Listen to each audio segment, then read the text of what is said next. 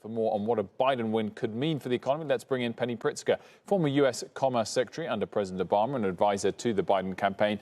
Very good afternoon to you. Thanks for joining us. Thanks for having me. I guess the first question is whether policy will change as it relates to U.S. and China.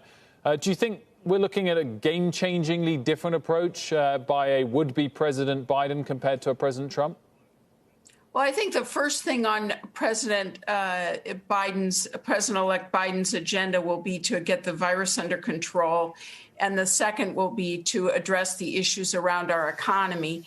And then, of course, to put the United States back on the playing field on the global stage in a leadership position.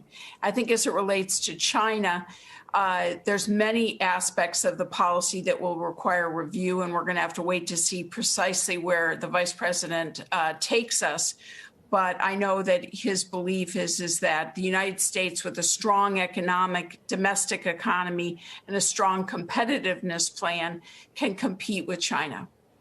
What about some of the other things on the list that people talk about, whether it's the Paris Climate Accord or the Iran nuclear deal? Do you think those are types of things that he'll be seeking to rejoin?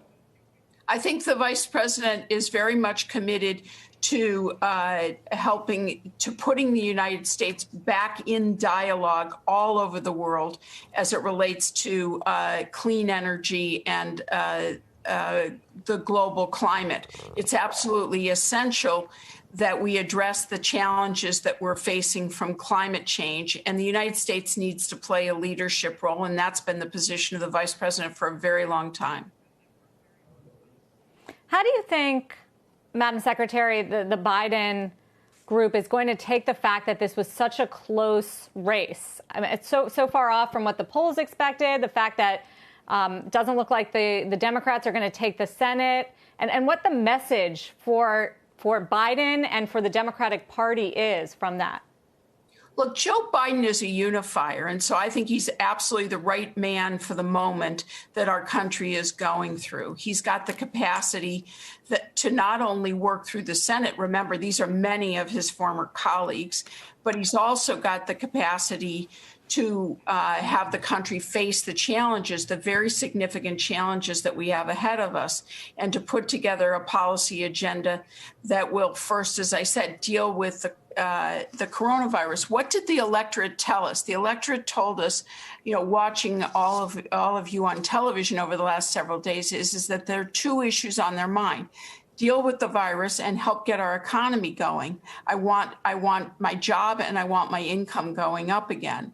And so I think Joe Biden's got a plan to address that. First, to deal with the virus by mandating masks, dealing with testing. We need a national plan around testing, dealing with contact tracing, making sure we have a plan to get the vaccine out. You can't address just the economy. You've got to address getting the virus under control. Then there's a plan to deal with our economy. And I think he will be a very good jobs president.